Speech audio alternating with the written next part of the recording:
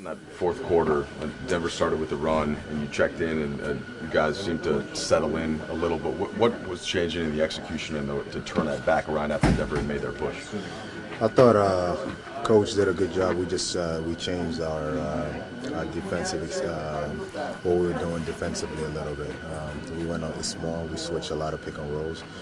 They were hitting some tough shots, and it was hurting us. So the switch definitely made us get some stops. What was working well for D'Angelo tonight in his overall floor game? He really played a very smart game. He had good looks. He was really trying to get guys involved. I'm not sure exactly how many assists he finished with, but he was trying to play make, and he just stayed focused the whole game. And when he does that, we're a better team. What have you made of Zubac's progress at this point? It's great to see. I mean, we could see from the start. He's very talented. I'm really proud of him and just how hard he's been working. He works hard. He's playing in the D League, never complains, comes in early. Brandon also, just really two solid rookies, and I've been saying that all year. They just very humble, really nice kids, but they work so hard, and I'm really proud of them. So who's going to be the first to ask? So what do you want to say? No, I got nothing to say.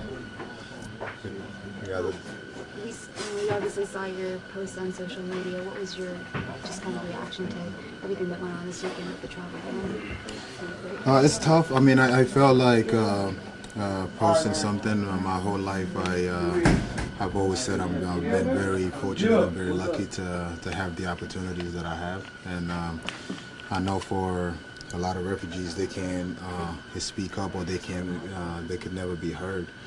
So I wanted to just put it out there and let people know how proud I am to be a refugee, and just every opportunity that I got in my life. We've never really asked to leave my homeland. And a lot of these people go through a lot of things that they have no control of. And to see a light at the end of the tunnel, and to go towards that light, and then that light is turned off, it's very difficult, not just individually for the family. I remember when I was a kid, as a refugee in Egypt, every day there was always a hope that we get to leave tomorrow, or we get to go somewhere. Never knew where. We just wanted somewhere where we could have an opportunity to make something out of it, and that opportunity came 5 years later. And now I'm thankful for growing up in Egypt, and I've learned a lot, but at the same time, I know what it feels like to wait for that opportunity to come every day. So my message out there was just to let everybody know that's going through it, that I really feel what they're going through. And sometimes it's things happen that is out of your control, and all you could do is just pray and be positive for a change. But just know that there's a lot of people out there that really feel your pain and wish could do a lot more. Was the U.S. an option for you guys when you were looking to relocate from Egypt? To be honest with you, everywhere was an option. I would think we're very lucky to go to the UK. My dad and mom, for us to get political asylum and to go as refugees there. And it's been great for me and my family. And I would have never had the opportunity that I have today if it wasn't for that. When you first, you got any clarity, like if your family might be affected with this new policy, or is everything just kind of how it is? Well, the ban is on Sudan. South Sudan is a different country. I think a lot of people are confused a little bit. But South Sudan and Sudan used to be one country, and now it's separate. So the ban doesn't really include myself, but it affects me because I know a lot of people from Sudan, and I know a lot of people that I grew up with that are affected by it. What's your feeling towards the future? Is there more hope than being afraid, or vice versa? No, you always have hope. I don't think, no matter what, there's always hope. You always believe that things are going to work out, even sometimes when it seems like it's not going to. All you could do is just hope. Can I ask you, kind of what's going on, around here with you? Yeah, some do. Yeah. And to kind of gain more knowledge about the situation? I'm sorry? To gain kind of more knowledge about the situation? Yeah, no, definitely. I think I have teammates that know about it. I got guys around the league that's been great who reached out when they heard. But it's really sometimes it's hard to explain. I think a lot of guys know what's going on, and when they ask, I do explain. How comfortable are you, like, with these moments where politics and sports sort of intersect? How much do you like talking about that sort of thing? I don't think I get myself involved a lot in politics. I just really speak on what I believe and how I feel. I think once you start going into politics and what you believe, sometimes are two different things. I'm not really caught up in politics. I'm just speaking out as somebody who had an opportunity, who's a refugee, and how I feel about it. It's just when it comes to politics and all that, I leave that alone, because once you get into that, sometimes people don't like your opinion.